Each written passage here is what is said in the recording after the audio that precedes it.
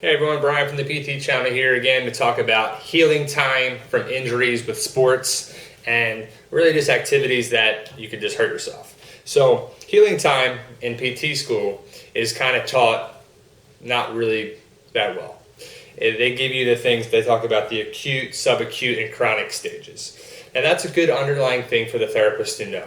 Now acute stage is 2 to 4 days, subacute stage is up to 6 weeks, and the chronic stage is 12 plus weeks from when the injury occurred. So that's nice for the therapist. So you talk to the patient, when was your injury, when did this occur? Half the time they don't remember, or they give you a ballpark figure. I think it was March 3rd, or around that, or about 6 weeks ago, or about 2 months ago.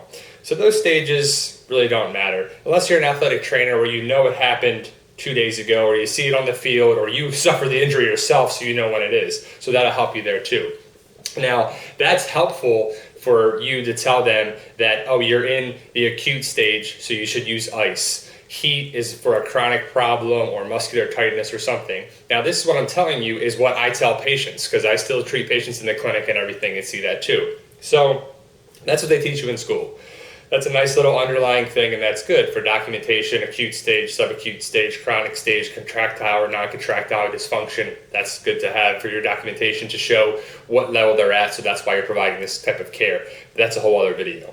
But healing times, they really range from 2, 4, 6, 8, 10 to 12 weeks and above that. Now, as I say this video, the preseason football season for the NFL is upon us. And people are getting hurt left and right. Calvin Benjamin just tore his knee for the Carolina Panthers yesterday. So if you're watching this in 6 months from now, it's not going to be relevant. But it's August, right before the 2015 season. He tore his ACL, non-contact injury, rapid acceleration with a cut, twist, boom, out for the year. So he won't be ready for football until next training camp, next year. So he's out a full year. ACLs, that's the outlier of the thing that I'm going to talk about. That's a whole other video. But from what the research says, from what we got, from the book by Dr. Andrews and everything, I go by what Dr. Andrews says, Dr. Kevin Wilk at Champion Sports Medicine in Birmingham, Alabama, and some of the Oligrinsby and manual therapy techniques by Stanley Parrish in St. Augustine, Florida, by the training that we covered. You might see other stuff, but this is the general guidelines that we go by.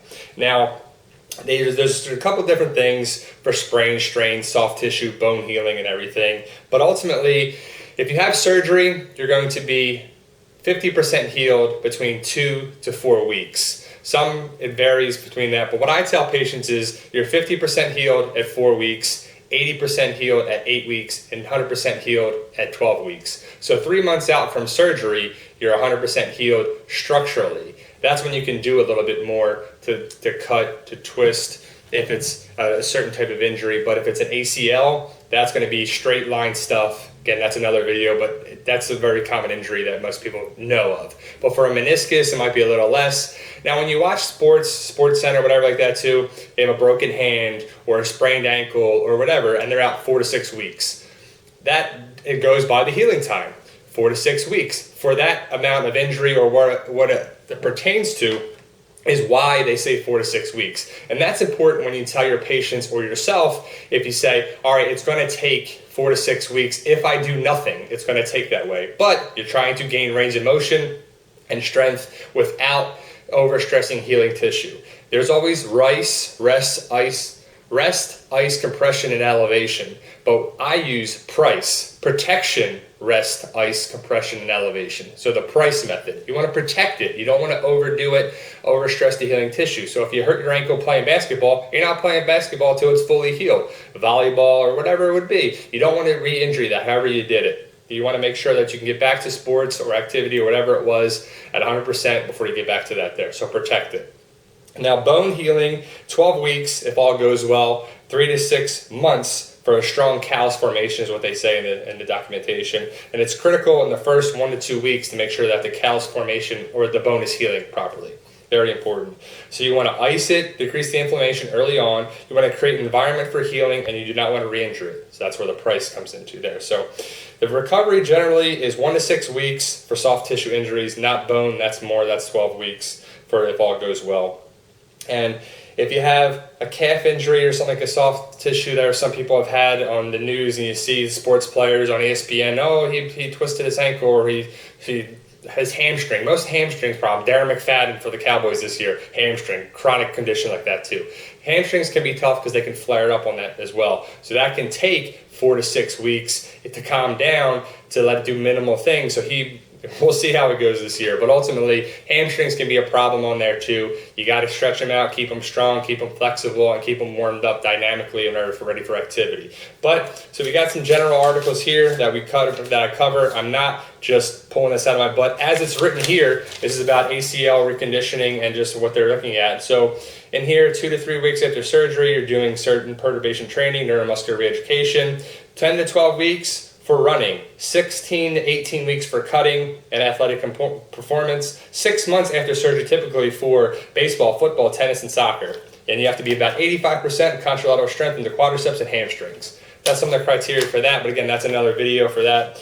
But ultimately, healing times, 4, 8, 12 weeks is the general guidelines that we hit, and I tell them, because they'll ask me, when can I try this? When can I get back to golf? When I get back to weightlifting? When can I get back to running? When I can get back to CrossFit? That's the biggest thing. Everyone says CrossFit, CrossFit, CrossFit. I love CrossFit. When can I do it? It depends on what the injury is, if it's a hip or back or knee or something like that too. Maybe you have to give that up. A lot of times you have to give up CrossFit if there's injury like that too, because those Olympic style lifts and that major compression and the axial loading is really tough for the body.